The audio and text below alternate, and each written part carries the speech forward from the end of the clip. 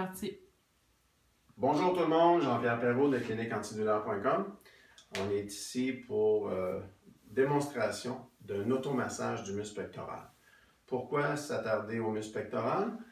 Parce que celui-là, c'est le plus grand fouteur de troubles à peu près des muscles du haut du corps, avec un de ses cousins qu'on appelle l'élévateur de la scapula. Bref, on va s'occuper du muscle pectoral, du grand pectoral pour tout de suite. Comment est-ce qu'on procède? On prend la main opposée. Donc, je vais masser mon muscle pectoral droit. En ce moment, je prends ma main gauche. Donc, on peut aller partout avec la main pleine au départ, surtout avec les doigts, où on appose des pressions. Donc, on va aller chercher les petites zones sensibles. On fait des pressions assez fortes. Un muscle qui est endolori, c'est un muscle qui est en train de développer une petite pathologie, donc soit tendu, soit inflammé. On va aller chercher ces petits inconforts-là et on va les automasser. Qu'est-ce que je vais viser comme zone?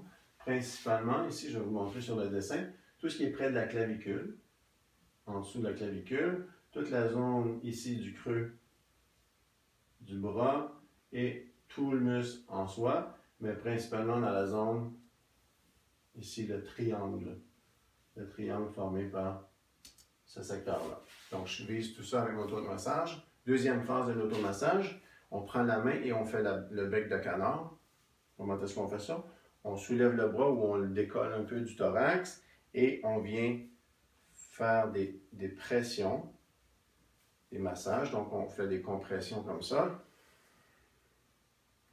Exactement, on va dans toutes les zones. Ça n'a pas besoin de durer très longtemps. On peut aussi aller partout sur le muscle. Pas faire de genoux.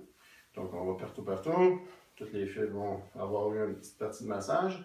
On va faire ça. On va prendre un peu de repos et ensuite, on va aller faire de l'autre côté.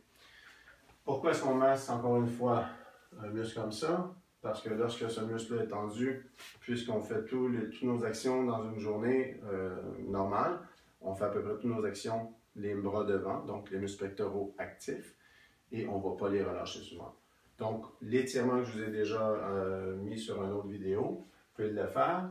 Combinez ça avec un automassage comme ça vous fait beaucoup de soulagement dans les douleurs à l'épaule, problème de raideur au cou, problème de douleur, pardon, je me tasse un peu, à toute la chaîne, ce qu'on appelle la ceinture scapulaire, donc les rotateurs, ici derrière, les rhomboïdes, les muscles trapèzes moyens, les fibres moyennes du trapèze, et même les fibres du trapèze inférieur.